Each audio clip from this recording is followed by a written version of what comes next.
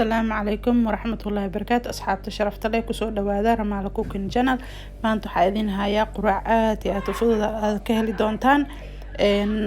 waxaa saxanka noogu jiro salaami jikinka diyaarka ahaa basal baar mozzarella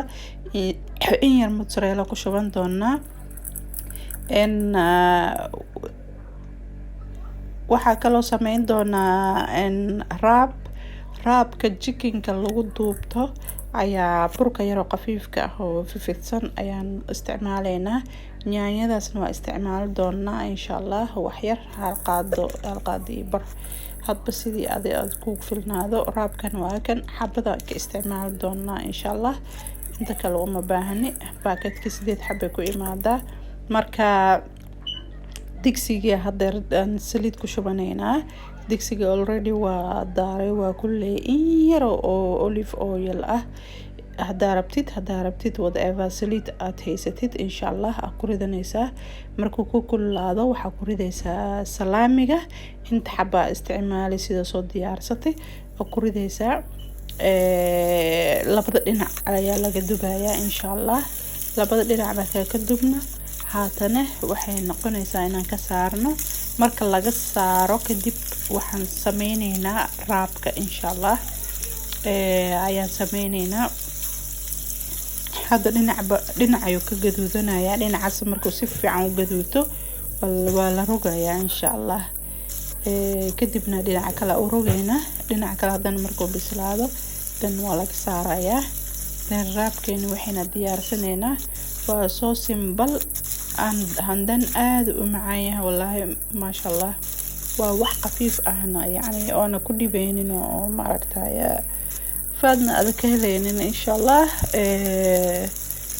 hadda dhadhamisaan idinka ka sheekeyn doono waxa inaga la sheekeeyo ma fiicna waxa in la tijaabiyo qurux badan insha Allah haatana maxaa la dhahayaa chickenkeeni dhinacii hore koowaad uu bislaaday waxaan u rogeynaa haddana dhinaca kale insha Allah dhawaan hadii goor waxaa idin leeyahay kusoo dhawaada Ramala Cooking Channel like share subscribe kana waa xaqiini walaalaha naga baqiilina insha Allah haata chickenka waa rogeynaa dhinac kale ayaa u rogeynaa insha Allah maasha Allah saas u gaduutay bahalka waa diyaar cusub ma kaaga baahna wax ma kaaga baahna xawaaji ma kaaga baahna wixiisa dhan wuu isku wataa marka waxa uu u baahan yahay inaad yara ku kululeysid insha Allah marka saa u rogtid and then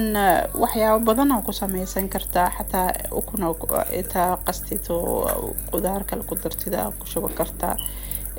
hadba sida rabtida u sameysan kartaa insha Allah mar ayaa soo gelin doona asagana haduu rabbi raali ka noqdo haatana raabka ku ridaneynaa raabka waa ka saasoo ekiyahay asagoo brown jiro asagoo cada jiro kan waa kii cadaa marka brownka maanta soo gaday waa ka soo waay dukaanka marka kan ayaa inoo sameynayaa brownka qofkii rabay oo cadaanka diidayo ama calooshiisa qaadaynin cadaanka ayaa brownka uu isticmaali karaa laakiin maasha Allah waa qafiif asagaba isku mid sidoo wuxuu qafiif u yahay sambuuska foilkiisa aad u qafiif u yahay in yar tamato waa rukni hadda dhinaca ka gaduudana waa wadcad yahay burka si fiican ma u dubna marka in yar tamato ku shubayna tamaadka qiyaastaada ha iska badanin qaadada oo cuntada hal xabbo ama hal ibar aad rabtid kadibna waxaan ku ridaynaa salaamiga kadibna waxa ku ridaneynaa mozzarella waxa u sii geyneynaa basal baarta insha Allah waa ka maasha Allah quruxdiisa dhadhankiisana waaba ka sii daran yahay bas waxa lagu madaraa qofkii rabo basbaasi uu ku kordhin karaa laakiin cusbo kaaga ma baahna because hilibka cusbo fiican leh cusbo kaaga ma baahna yaanyada aad is leedahay cusbo u baahan tahay wax ka u baahan tahay male aad marka uu macaan yahay kan waa batarkaas in yar because suu u gaduuto in yar ku ridaaya dhinacana ka gaduudina haddana dhinac kale ka gaduudina oo rogayna haddana soo rogayna haddana waa sii rogaynaa insha allah marka labada dhinac ka gaduuto bis way waa laga qaadayaa waa simple and easy maasha allah aad u macaan yahay aad u macaan yahay insha allah isku ogaan doontaan hadda tijaabisaan aduu rabbi raali ka noqdo حتى دينعي وهوري وقدوتي سو موجيتي بطركا burka sidiisaba marka batarka ku dubaysid aad u gaduudiya ma aragtaan marka sida sabaaydo kale malwax oo kale batarka hadaad in yar taabsiisid saas u gaduudanaya quruxu ku soo baxaya ma sha Allah marka dhaxdiisana saaba karaayaba